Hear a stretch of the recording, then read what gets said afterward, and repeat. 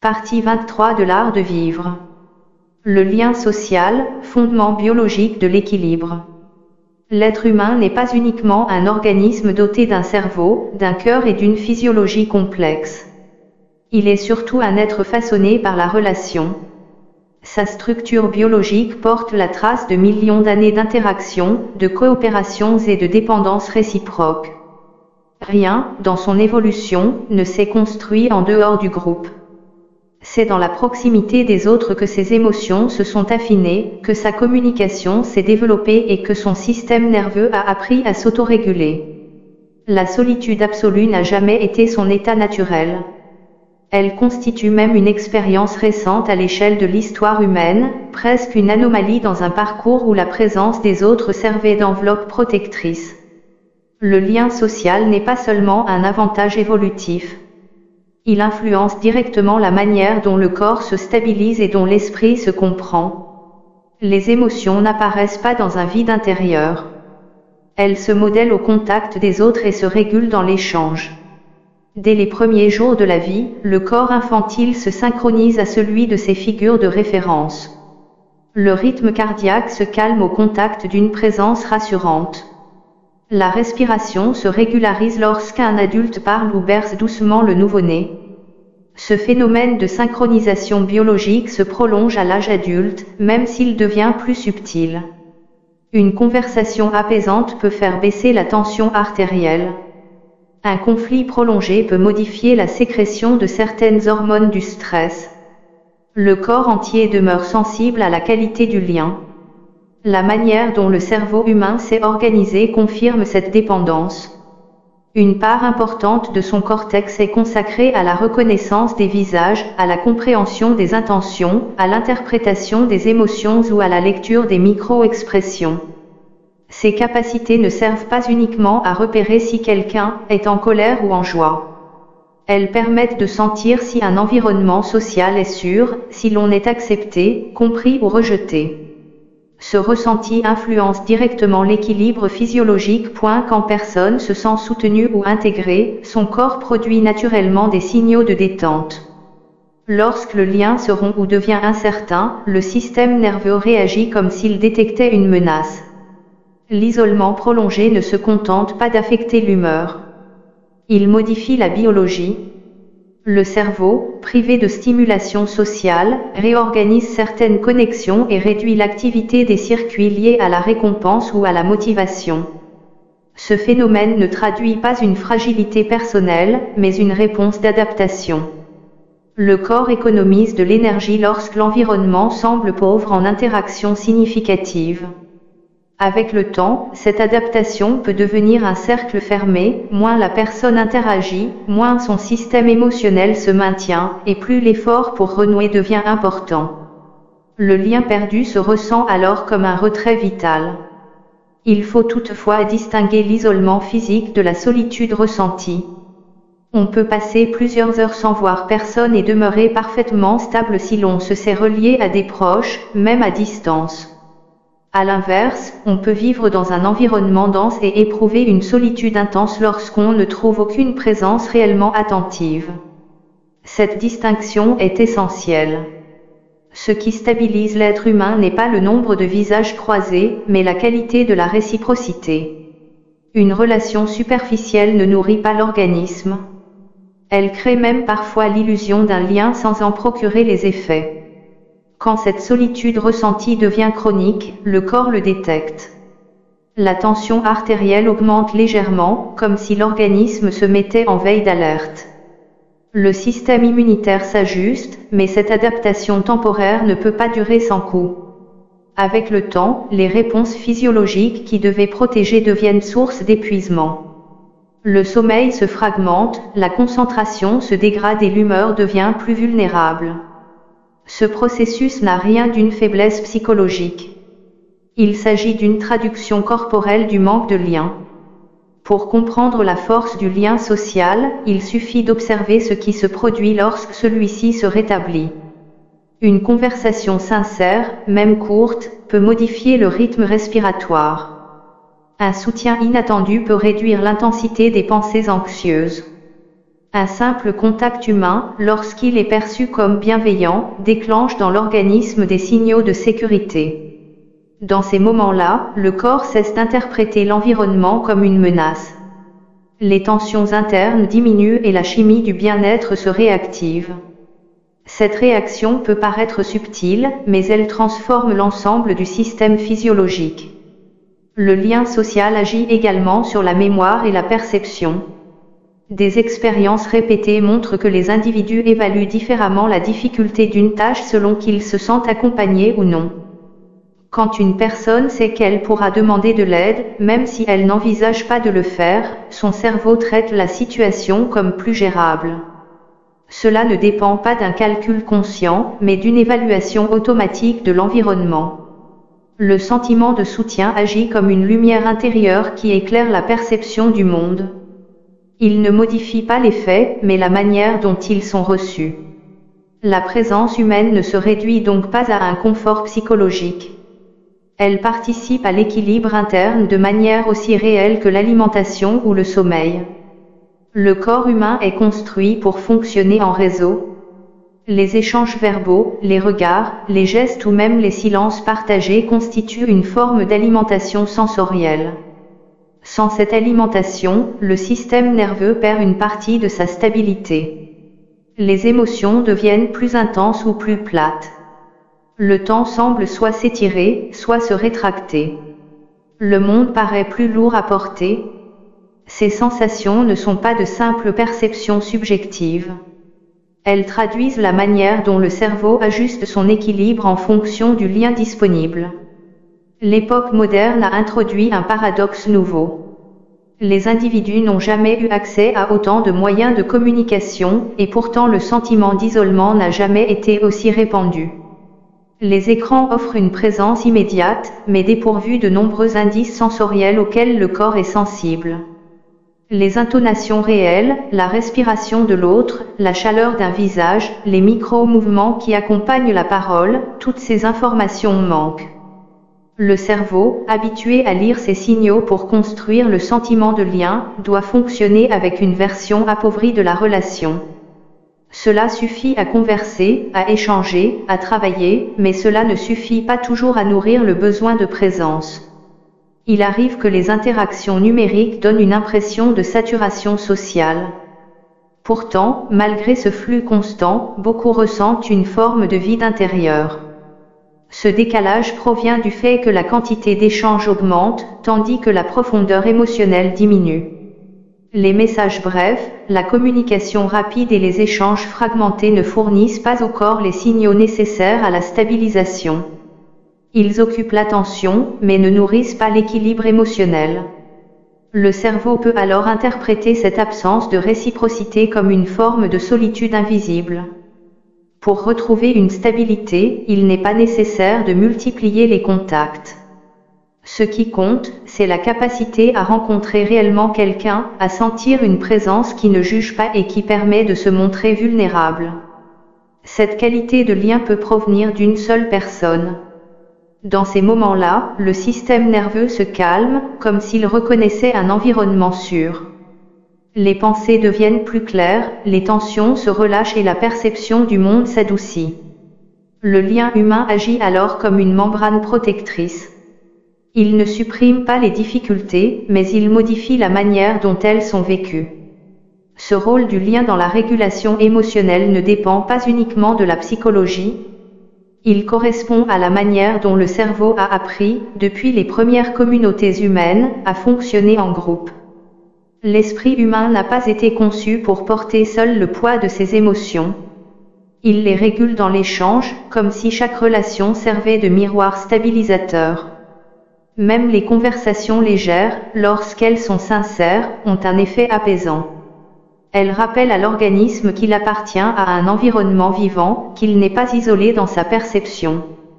Le lien social contribue également à la construction de l'identité. Les individus comprennent qui ils sont, en observant le regard des autres, en percevant leurs réactions, en ajustant leur comportement. L'estime de soi n'est jamais une donnée strictement personnelle.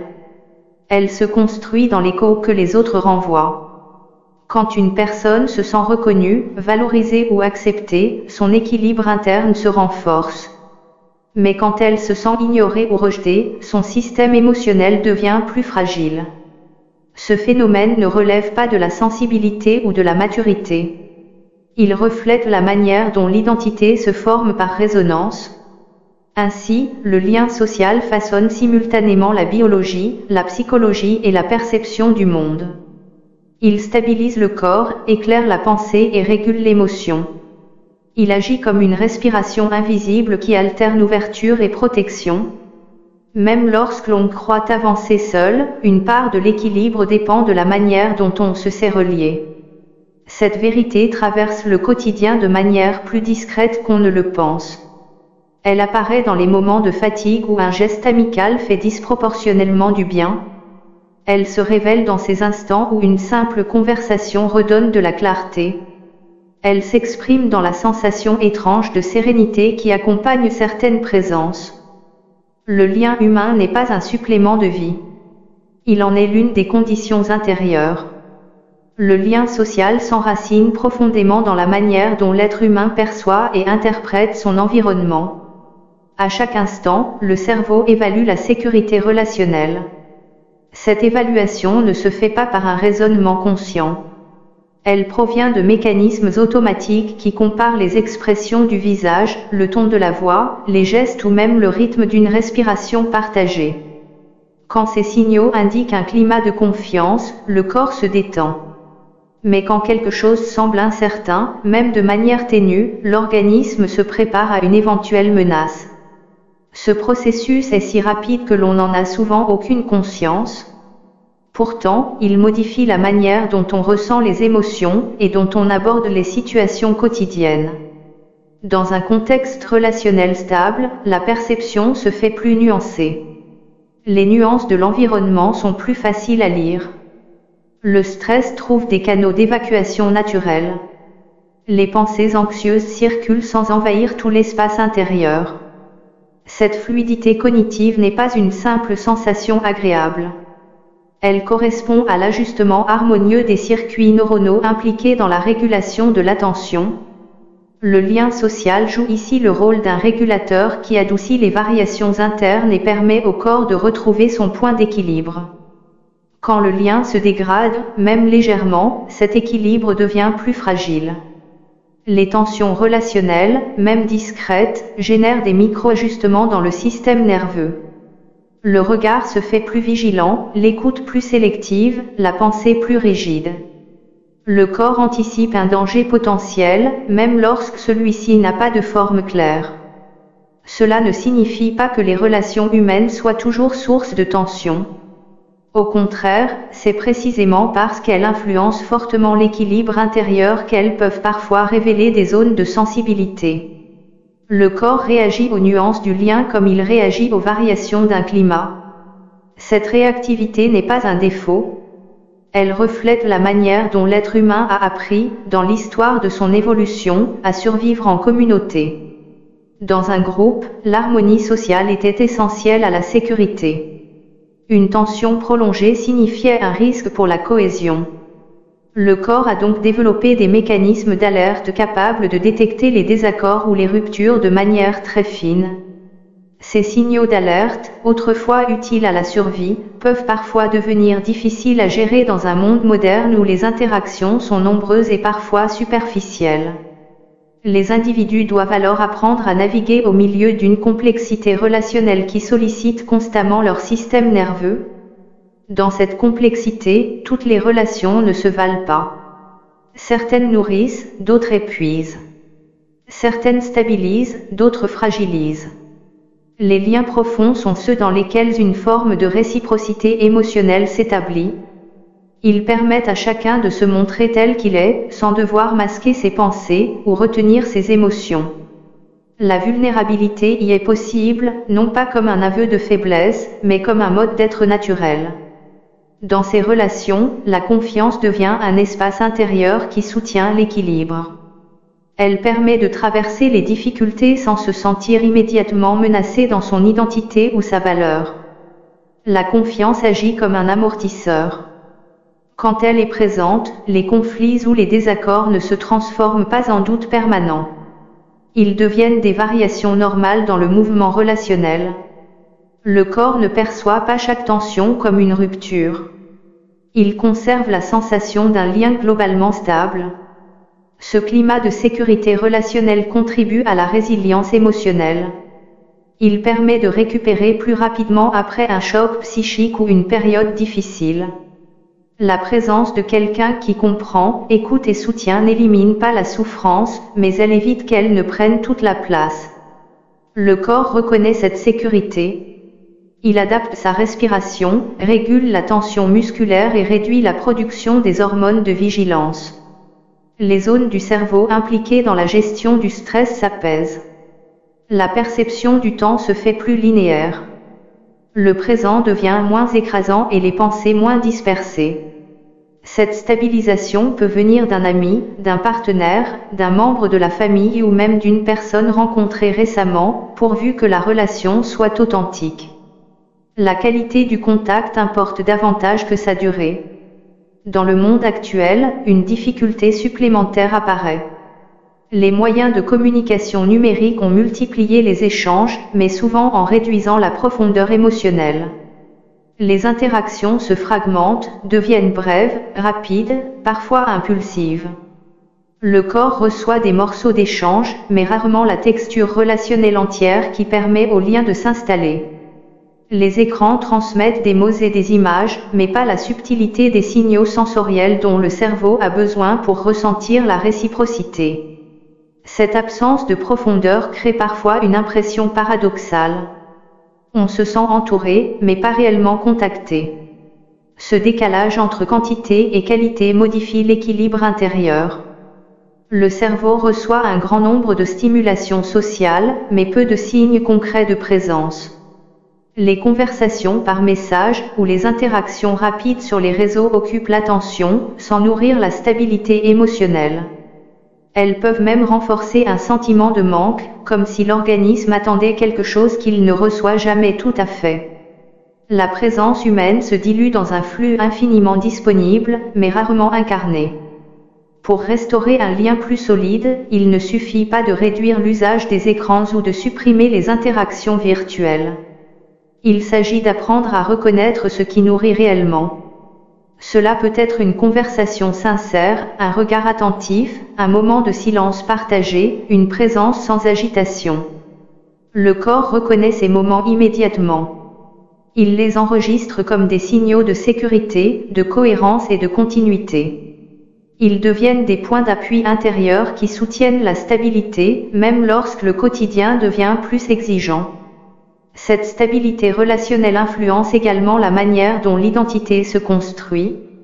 L'être humain a besoin de sentir qu'il occupe une place dans le monde. Cette place n'est pas un statut social ou une réussite extérieure. Elle se construit dans le regard des autres. Quand quelqu'un nous écoute pleinement, un espace intérieur s'ouvre. Cet espace donne la sensation d'exister de manière plus nette. Les pensées deviennent plus articulées. La perception de soi s'affine. À l'inverse, quand on a l'impression de ne pas être entendu, ou que les interactions se font distantes, l'identité peut se flouter.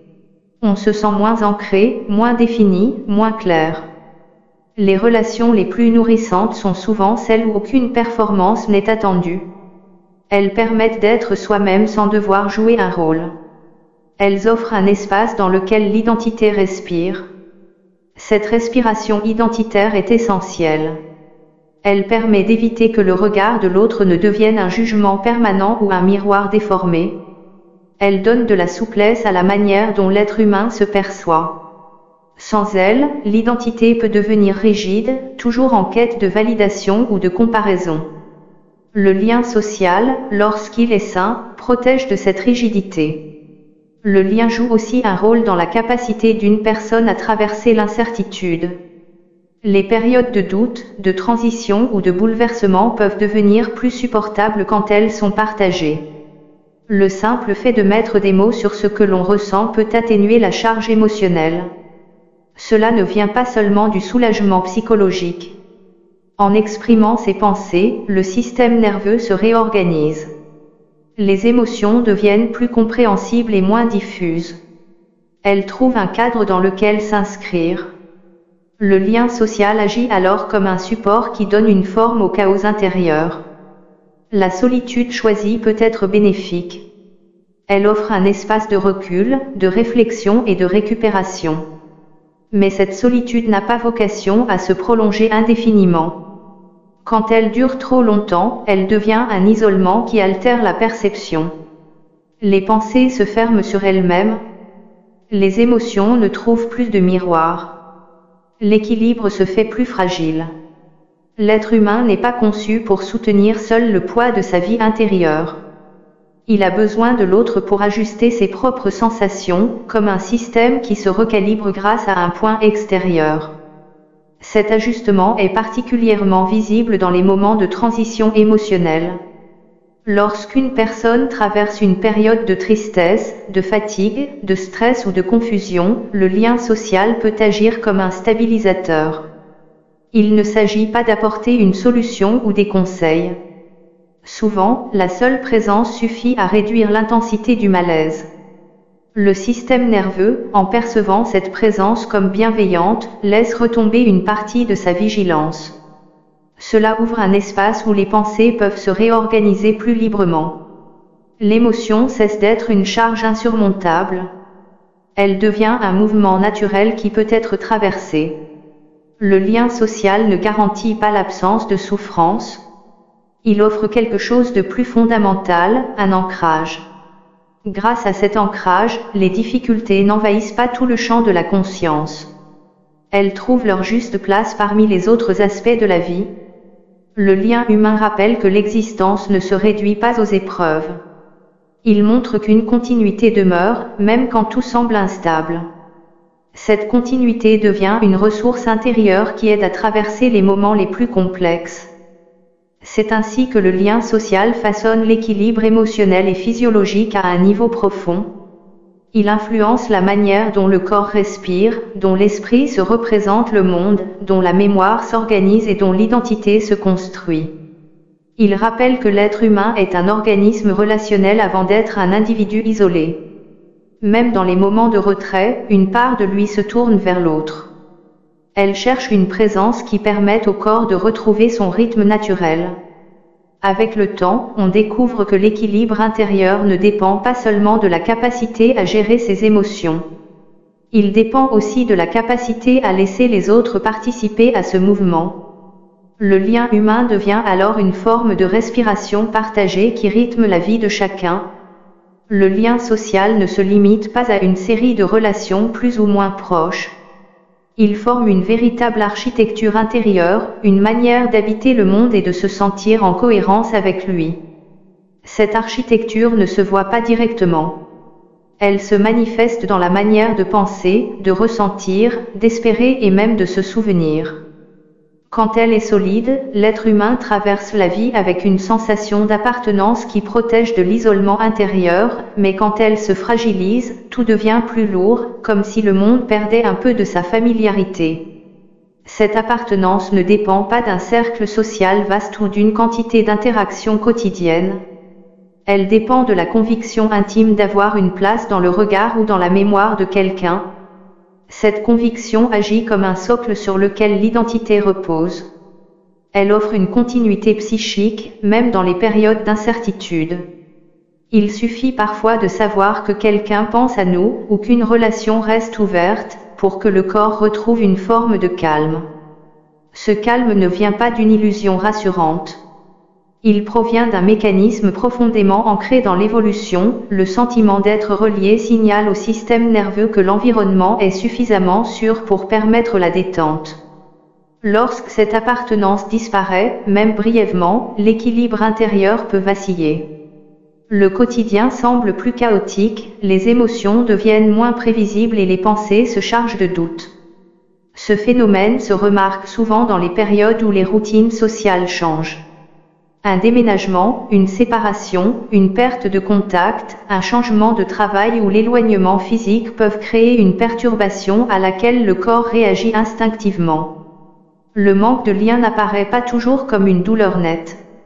Il se présente souvent comme une fatigue diffuse, une difficulté à se concentrer, une impression de flottement ou de déracinement intérieur. Pourtant, le lien social ne consiste pas uniquement à recevoir. Il se construit aussi dans la manière dont on se rend présent pour les autres. Être une source de stabilité relationnelle pour quelqu'un d'autre renforce sa propre stabilité. Le fait d'écouter, de soutenir, d'apporter une forme de présence attentive nourrit également celui qui offre ce soutien. Le lien agit alors dans les deux sens. L'être humain se régule par l'autre, mais il se régule aussi en devenant celui qui soutient. Ce rôle donne une direction à l'énergie émotionnelle et renforce la perception de cohérence personnelle. La réciprocité est au cœur de cette dynamique. Elle ne suppose pas un échange parfait, ni un équilibre constant. Elle repose sur la possibilité que chacun puisse, à tour de rôle, être vulnérable ou solide. Les relations les plus durables ne sont pas celles où chaque interaction est harmonieuse. Elles sont celles où une forme d'acceptation réciproque existe. Cette acceptation ne signifie pas que tout est facile ou sans conflit. Elle signifie que les tensions ne menacent pas l'existence du lien. Elles deviennent des variations normales dans une relation suffisamment solide pour les accueillir. Cette solidité relationnelle se ressent dans les moments où les mots manquent. Il arrive que deux personnes puissent rester silencieuses sans que ce silence devienne inconfortable. Ce type de présence est l'un des signes les plus profonds d'un lien sain. Le corps s'y détend spontanément. Le souffle se fait plus régulier. L'esprit s'apaise. Ces expériences montrent que le lien humain ne se résume pas à la communication verbale. Il inclut une dimension sensorielle et émotionnelle que le langage ne suffit pas à décrire. La présence, quand elle est authentique, fait partie des régulateurs les plus puissants du système nerveux. Cependant, la stabilité relationnelle demande parfois de traverser des zones plus difficiles. Les êtres humains sont des organismes sensibles, chacun avec ses propres histoires, ses défenses, ses peurs et ses besoins. Lorsqu'une relation compte réellement, elle touche des zones plus vulnérables. Il peut alors se produire des malentendus, des conflits, des ruptures temporaires ou des moments de distance. Ces épisodes peuvent être douloureux, mais ils révèlent souvent la valeur du lien. S'il importe, c'est parce qu'il participe à l'équilibre intérieur. L'enjeu n'est pas d'éviter toute tension. L'enjeu est de préserver l'espace dans lequel la relation peut se réajuster. Le réajustement est l'une des fonctions les plus importantes du lien social. Dans la communication humaine, l'accord parfait est rare. La plupart des échanges nécessitent des ajustements subtils. Un geste, un regard, un changement de ton peuvent corriger un malentendu avant qu'il ne prenne forme. Ces ajustements sont parfois inconscients, mais ils constituent le cœur de la navigation relationnelle. Ils permettent d'éviter que les incompréhensions ne se transforment en ruptures internes. Ils maintiennent l'équilibre entre proximité et autonomie, entre similitude et différence. Le lien humain possède également une dimension temporelle. Il évolue. Il se modifie au fil des expériences partagées. Il peut devenir plus profond, plus fragile, plus clair ou plus complexe. Cette évolution influence la stabilité personnelle. Certaines relations deviennent des repères durables. D'autres s'effacent progressivement. D'autres encore se réinventent après une période de distance. L'être humain s'adapte à ces mouvements. Mais il faut reconnaître que certains liens ont un impact particulièrement fort sur la manière dont l'individu se ressent. Ils laissent des empreintes qui perdurent. Ils influencent la manière de se comporter, de réagir, de s'attacher ou de se protéger. L'une des fonctions les plus précieuses du lien social est la création de sens. Les expériences prennent une autre forme quand elles sont partagées. Les événements heureux gagnent en intensité. Les difficultés perdent un peu de leur poids. La présence d'un autre permet de donner une continuité au moment que l'on vit. Ce partage ne nécessite pas de grands récits. Souvent, il se construit dans les gestes les plus simples du quotidien. Ce sont ces gestes qui, mis bout à bout, créent la sensation d'une vie habitée et reliée. Dans cette dynamique, la notion de communauté joue un rôle particulier. Une communauté ne se résume pas à un groupe formel. Elle peut être composée de quelques personnes seulement. Ce qui la définit, c'est la capacité à offrir un sentiment d'appartenance. Ce sentiment devient une base sur laquelle l'être humain peut s'appuyer pour développer ses projets, ses pensées ou ses aspirations. Sans cette base, l'individu peut ressentir une forme de déracinement, comme s'il devait porter seul tout le poids de sa vie intérieure. La solitude choisie, quand elle s'inscrit dans un cycle, est bénéfique. Elle permet au corps de récupérer et à l'esprit de se recentrer. Elle offre un espace dans lequel les pensées se réorganisent et où les émotions trouvent leur propre rythme. Mais cette solitude doit être suivie d'un retour au lien. Le retrait prolongé ne nourrit plus l'équilibre. Il finit par appauvrir la perception. La présence humaine devient alors nécessaire pour redonner de la densité au monde intérieur. Comme une respiration, le mouvement naturel alterne entre retrait et connexion. Avec le temps, on comprend que le lien social est une forme d'énergie vitale. Il circule entre les individus, se renforce, se partage, se transforme. Il éclaire certains aspects de l'existence et en adoucit d'autres. Il donne du poids aux expériences et du relief aux émotions. Il permet de traverser les moments difficiles sans perdre la continuité du soi. Il rappelle à chacun que l'équilibre n'est jamais un état strictement personnel, mais une dynamique qui se tisse dans la relation. Quand cette dynamique est respectée, le corps et l'esprit s'harmonisent. La vie devient moins menaçante, moins fragmentée, moins dispersée. Elle gagne en cohérence. Le lien social, dans sa forme la plus essentielle, devient alors l'une des expressions les plus concrètes de l'équilibre intérieur. Il montre que l'être humain ne se construit jamais seul. Il révèle que la présence de l'autre n'est pas un supplément, mais un pilier qui soutient la santé, la pensée et l'émotion. Il rappelle que l'existence gagne en clarté quand on peut s'appuyer sur une relation sincère. Et c'est dans cette compréhension du lien comme fonction vitale que se prépare naturellement la réflexion suivante, celle qui explore comment le regard porté sur soi s'ajuste à travers autrui, ouvrant la voie à la partie 24, le travail comme axe du sens et de l'équilibre.